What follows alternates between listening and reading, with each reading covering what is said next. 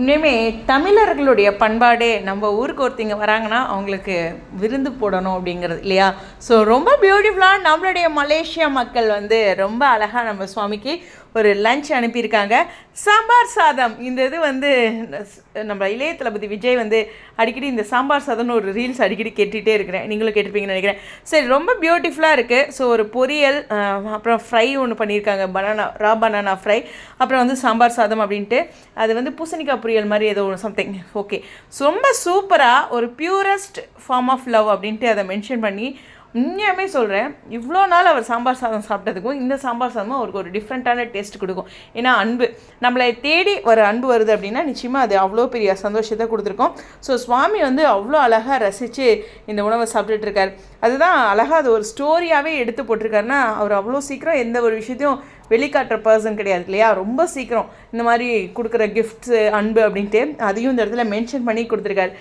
உண்மையாமே ஹானஸ்ட்டாக சொல்லணும்னா, நான் காலேஜ் படிக்கும்போது என்னோடய ஃப்ரெண்டு வீட்டுக்கு அடிக்கடி ஸ்டே பண்ணுவேன் தஞ்சாவூரில். இன்றைக்கி தான் அவளோட நம்பர் ரொம்ப நாள் கழித்து கிடச்சிது. மிஸ் பண்ணிட்டோம், 2 பேருமே மிஸ் பண்ணிட்டோம். பாருங்களேன் என்ன ஒரு இது. 2 பேருமே சென்னையிலையுமே ஒரே ரூமில் தங்கியிருந்தோம். அந்த மாதிரி அவ்வளோ ஒரு மெமரபுளான ஒரு ஃப்ரெண்டை மிஸ் பண்ணிட்டேன். நான் எனக்கு ஃப்ரெண்ட் சர்க்கிளே இல்லைன்னு சொல்லியிருக்கேன் இல்லையா? ஆனால் அவள் ரொம்ப க்ளோஸு. உண்மையுமே சொன்னோன்னா எனக்கு கிடைச்ச ஒரு பொக்கிஷம். ஸோ அதை மிஸ் பண்ணிட்டேன்னு இருந்தேன் அவளை.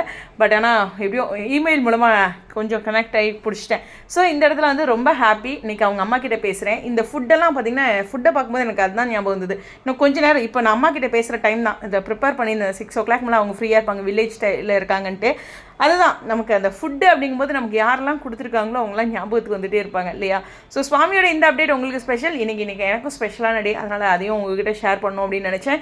எஸ், இந்த ரா பனானா ஃப்ரை வந்து என்னோடக்கும் ஃபேவரட் தஞ்சாவூர் காலேஜில் படிக்கும் போதெல்லாம். ஸோ நிறைய பேர் எனக்கு அனுப்பிச்சு சமைச்சு கொண்டு வருவாங்க, நிறைய ஃப்ரெண்ட்ஸ், அதெல்லாம் நினைவுபடுத்திக்கிறேன். எனிவேஸ், உங்களுடைய கருத்துக்கள். கண்டிப்பாக மலேசியாவில் இன்னும் அவர் இருக்கார். இன்னும் நிறைய சுவாரஸ்யமான அப்டேட்ஸ் மலேசியா ரிலேட்டடாக இருக்குது. கொஞ்சம் பிஸியாக இருந்தேன். இந்த ஒரு நிறைய அப்டேட்ஸ் பேசலாம். ஸ்டேடியம்.